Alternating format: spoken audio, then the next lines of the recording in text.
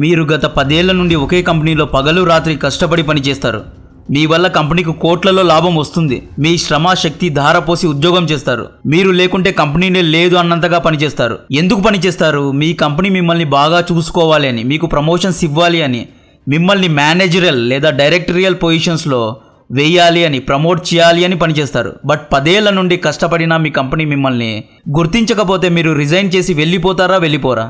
డెఫినెట్గా వెళ్ళిపోతారు. అదే ఒక కంపెనీలో 80 ఏళ్ళు పని చేసినా మీకు ప్రమోషన్ ఇవ్వకపోతే ఎలా ఉంటుంది? తిరుగుబాటు చేస్తారా చేయరా? ప్రస్తుతం భారత పరిస్థితి అలానే ఉంది. 1945 అక్టోబర్ 24వ రోజు యునైటెడ్ నేషన్స్ సెక్యూరిటీ కౌన్సిల్ అంటే ఐక్యరాజ్య సమితి స్థాపింపబడింది. ప్రపంచ శాంతి కోసం స్థాపింపబడిన యునైటెడ్ నేషన్స్ లో పర్మనెంట్ మెంబర్స్ గా అంటే శాశ్వత సభ్యులుగా 5 దేశాలున్నాయి. ఈ 5 దేశాల్లో 1 America, 2 united kingdom, 3 France, 4 Russia and 5 China. దరిద్రం ఏంటి అంటే గత 80 ఏళ్ల నుండి యుఎన్ పర్మనెంట్ సీట్లో ఎటువంటి మార్పులు చేయలేదు. తన బాబు సొమ్ములాగా ఈ 5 దేశాలే పర్మనెంట్ మెంబర్స్గా ఉన్నాయి. ఇక్కడ యునైటెడ్ నేషన్స్లో 193 కంట్రీస్ సభ్యులుగా ఉన్నారు. కానీ పర్మనెంట్ మెంబర్స్గా కేవలం 5 దేశాలు మాత్రమే ఉన్నాయి. 1945లో భారత్ యుఎన్లో చేరింది.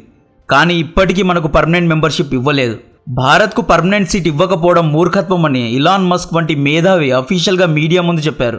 అత్యధిక జనాభా ఉన్న వరల్డ్స్ లార్జెస్ట్ డెమోక్రసీ ఉన్న భారత్కు యుఎన్ సీట్ లేకపోవడం వెర్రితనంగా ఉంది అని ఇలాన్ మస్క్ మన కోసం బ్యాటింగ్ చేశాడు. కొన్ని దేశాల దగ్గరే అధికారం అనేది ఎక్కువ కాలం ఉండకూడదు అని మస్క్ అన్నారు. ఇలా కాదు అని భారత్ యుఎన్కి ఇచ్చే ఫండింగ్లో 34% కోత విధించింది.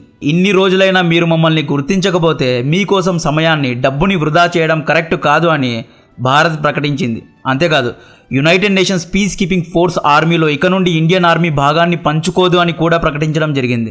యుఎన్ పీస్ కీపింగ్ ఫోర్స్లో ఇండియన్ ఆర్మీ లేకపోతే యుఎన్ షెడ్కి వెళ్ళాలి. 1 కాదు 2 కాదు, దాదాపు 2,75,000 భారతీయ సైనికులు యుఎన్ పీస్ కీపింగ్ మిషన్స్లో యుద్ధాల్లో ఇప్పటి వరకు పాల్గొన్నారు. మన సైన్యం దాదాపు 5,900 మిషన్స్లో పోరాటాల్లో యునైటెడ్ నేషన్స్ సెక్యూరిటీ కౌన్సిల్ కోసం యుద్ధ భూమిలో దిగిందండి. ఆపరేషన్ కుక్రీ, ఆపరేషన్ పవన్, ఆఫ్రికాలో ఎన్నో మిషన్స్ను ఇండియన్ ఆర్మీ చేసింది. ప్రతి ఇయర్ దాదాపు $30 మిలియన్ అంటే దాదాపు 240 కోట్లు మనం యుఎన్ కోసం ఫండ్ చేస్తున్నాం. డబ్బుల పక్కన పెట్టండి, డబ్బులు మ్యాటర్ కాదు. మన యొక్క 2,75,000 సైనికులు యుఎన్ కోసం పనిచేస్తున్నారు. ఇది చాలా పెద్ద విషయం. Africa, Syria, south America, Vietnam ఇలా అత్యంత భయంకరమైన ప్రదేశాల్లో యుఎన్ కోసం మన సైనికులు పనిచేశారు. ఈ చిల్లర ఐక్యరాజ్య సమితి శాంతి యుద్ధాల్లో 160 మంది భారత సైనికులు ఇప్పటి వరకు వీరగతి పొందారు. ఇంత చేసిన, అన్ని సంఖ్యలు నాకిన ఫలితం శూన్యం. ఇప్పుడు కాకపోతే రేపైనా మనకు పర్మనెంట్ సీట్ ఇస్తారులే అనుకున్నాం. కానీ ఈ 5 దేశాలు పవర్ను షేర్ చేసుకోవడానికి ఇష్టపడడం లేదు. అసలు ఈ యుఎన్ పర్మనెంట్ సీట్ వల్ల మనకు వచ్చే లాభం ఏంటి అనుకుంటున్నారా? చెప్తా. యుఎన్ఎస్సి గురించి చాలా సింపుల్గా ఎక్స్ప్లెయిన్ చేస్తా. Where the self-selected Chaudharis of the system. Security Council is like an old club.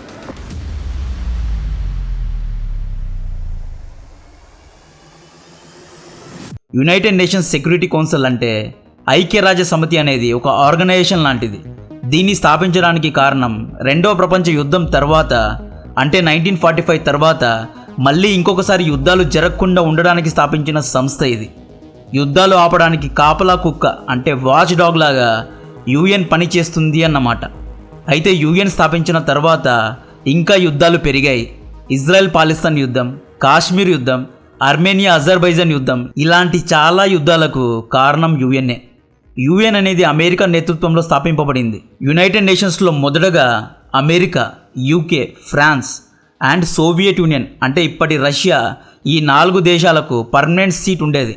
1950లో America, 1955లో సోవియట్ యూనియన్ భారత్కు వచ్చి మేము మీకు యుఎన్ పర్మనెంట్ సీట్ను ఇస్తాము అని ఆఫర్ చేశారు.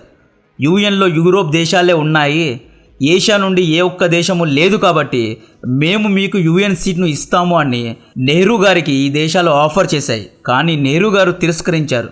నెహ్రూ గారు ఏమన్నారు అంటే మా అన్న చైనా ఉండగా మేము సీట్ తీసుకోవడం సబబు కాదు అని, యుఎన్ పర్మనెంట్ సీట్ అనేది ఏమీ లేదు, చైనా బుడ్డోళ్ళకి ఇవ్వండి అని త్యాగం చేశారు. హిందీ చీనీ భాయి అన్నారు. దాంతో యుఎన్ సీట్ చైనాకు వెళ్ళిపోయింది. కట్ చేస్తే యుఎన్లో పర్మనెంట్ మెంబర్ దేశాలకు వీటో అనే ఒక స్పెషల్ పవర్ ఉంటుంది. వీటో అంటే ఏంటి అనేది కూడా చాలా సింపుల్గా చెప్తా. మన రాజ్యాంగంలో ఎలాగైతే మనకు ఒక నిర్దిష్టమైన చట్టాలు అంటే రూల్స్ ఉన్నాయో యూఎన్కు కూడా కొన్ని చట్టాలు ఉన్నాయి. ఈ రూల్స్ అన్నిటినీ యూఎన్ చార్టర్లో పదిలపరిచారు. యూఎన్ చార్టర్ గురించి పూర్తి వివరాలు ఇప్పుడు మనకు అవసరం లేదు, ముఖ్యమైనవి మాత్రమే చెప్తా. యూఎన్ చార్టర్ ఆర్టికల్ 27 అనే చట్టంలో వీటో పవర్ను కేవలం 5 మంది పర్మనెంట్ మెంబర్స్కు మాత్రమే ఇస్తారు. యూఎన్లో ఉన్న సామాన్య సభ్యులకు వీటో పవర్ ఉండదు, కేవలం ఒక ఓటు హక్కు మాత్రమే ఉంటుంది. ఉదాహరణకు ఇజ్రాయెల్ గాజా యుద్ధం జరుగుతోంది అనుకోండి.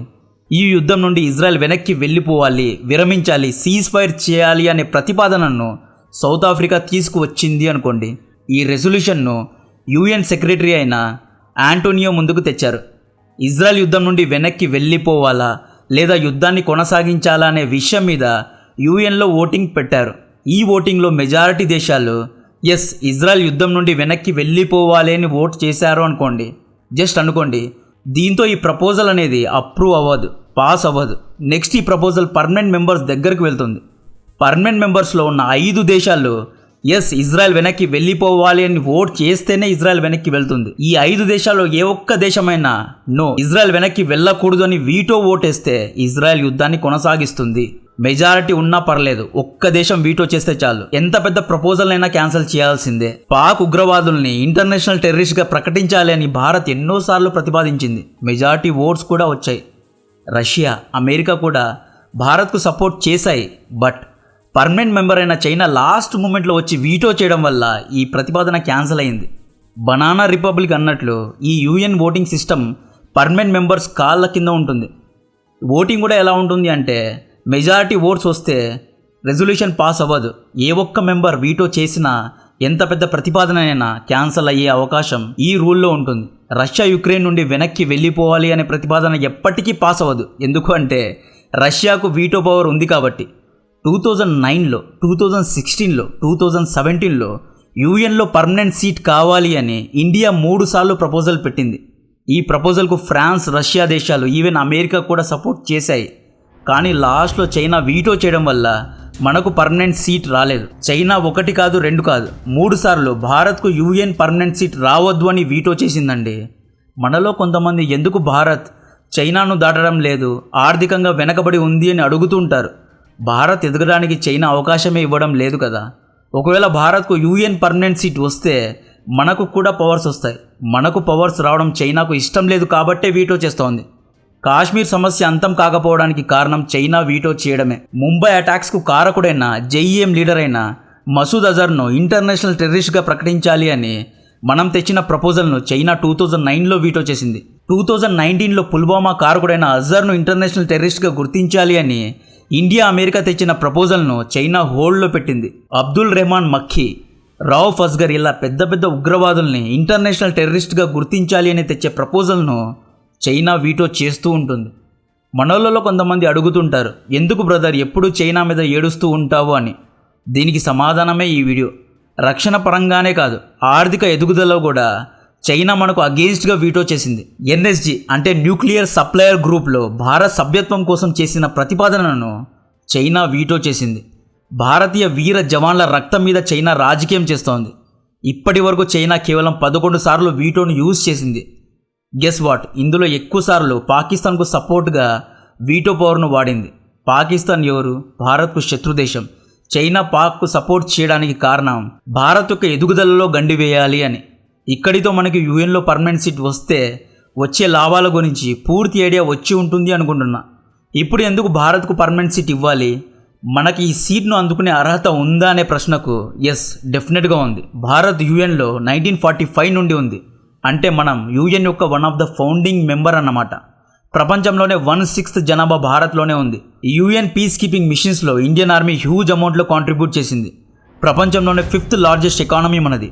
ప్రపంచంలోనే లార్జెస్ట్ డెమోక్రసీ మనది. చైనా, ఫ్రాన్స్, యూకే దేశాలకు ఉన్నదేంటి, మన దగ్గర లేనిదేంటి? ఇంటర్నేషనల్ కోర్ట్ ఆఫ్ జస్టిస్ ఎలక్షన్స్లో గెలిచాం. ఇండిపెండెంట్ ఫారెన్ పాలసీ మన సొంతం. మొన్న జయశంకర్ గారు ఏమన్నారండి? జర్మనీలో ఏమన్నారు?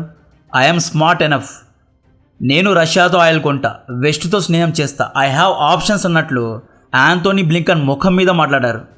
మనకు పర్మనెంట్ సీట్ రావాలని ఫ్రాన్స్ సపోర్ట్ చేసింది, రష్యా సపోర్ట్ చేసింది, అమెరికా కూడా ఎస్ అంది. వీళ్ళు కేవలం మాటల్లో సపోర్ట్ చేస్తున్నారు. మాటల్లో కాదు, చేతల్లో కావాలి. బేసికలీ 5 దేశాలు తమకు తప్ప వేరే ఎవ్వరికి సీట్ దొరకకూడదు అనుకుంటున్నారు. ఇంకెన్నాళ్ళు యుఎన్ చెప్పినట్లు వినాలి. భారత్ లేకపోతే యుఎన్ యొక్క ఉనికే లేదు. ప్రపంచంలోని అత్యధిక జనాభా కలిగిన దేశానికి యుఎన్ పైన విశ్వాసం లేకపోతే యుఎన్ను కుక్కను చూసినట్లు చూస్తారు. భారత్ అని కాదు, ఇంత పెద్ద ఆఫ్రికాలోని ఏ ఒక్క దేశానికి పర్మనెంట్ మెంబర్షిప్ లేదండి. డెమోక్రసీ పాటలు పాడే మీరు అసలు యుఎన్లో సమానత్వం ఉందా? యూకే, అమెరికా, ఫ్రాన్స్, రష్యా ఈ 4 దేశాలు తెల్ల దేశాలు. ఏషియా నుండి చికెన్ మోమో చైనా ఉంది, దాన్ని పక్కన పెట్టండి. మిడిల్ ఈస్ట్ అరబ్ దేశాల నుండి ఏ ఒక్క దేశానికైనా యుఎన్ పర్మనెంట్ సీట్ ఉందా? లేదు. సౌత్ అమెరికా నుండి ఏ ఒక్క దేశానికైనా ఉందా? లేదు. ఆఫ్రికా, ఇంత పెద్ద ఖండం ఆఫ్రికా నుండి ఏ ఒక్క దేశానికైనా యుఎన్ పర్మనెంట్ సీట్ ఉందా? లేదు. వాళ్ళ బాబుల ఆస్తి అన్నట్లు యుఎన్లో అప్రజాస్వామ్యంగా ప్రవర్తిస్తున్నారు. మీ తప్పులను మీరే వీటో చేసుకుంటూ వేరే దేశాలపైన మీ రువాబు చూపిస్తూ ఉన్నారు. ఈ 5 దేశాలు ఏ తప్పు చేసినా యుఎన్ వీళ్ళను ఏమీ పీకలేదు, ఎందుకంటే వీళ్ళ దగ్గర వీటో పవర్ ఉంది కాబట్టి. అదే ఇజ్రాయెల్ గాజా యుద్ధంలో ప్రతి ఒక్కడు అనలిస్టులు అయిపోతారు, ఇజ్రాయెల్ అలా చేయకూడదు, హమాస్ ఇలా చేసి ఉండకూడదు అని. కాశ్మీర్ ఇష్యూలో చైనాకు హ్యూమన్ రైట్స్ వయలేషన్స్ కనిపిస్తాయి, బట్ ఉగ్రవాదుల కోసం వీటో చేస్తారు. యుఎన్కు ఫండింగ్ను కట్ చేసి భారత్ వీళ్లకు మధ్యవేలు చూపించింది. సో ఇకనైనా మనకు యుఎన్ సీట్ రావాలా వద్దనేది కమెంట్ చేయండి. కాంటెంట్ నచ్చితే వీడియోను లైక్ చేయండి, ఛానల్ను సబ్స్క్రైబ్ చేసి అందరికీ షేర్ చేయండి. జై హింద్.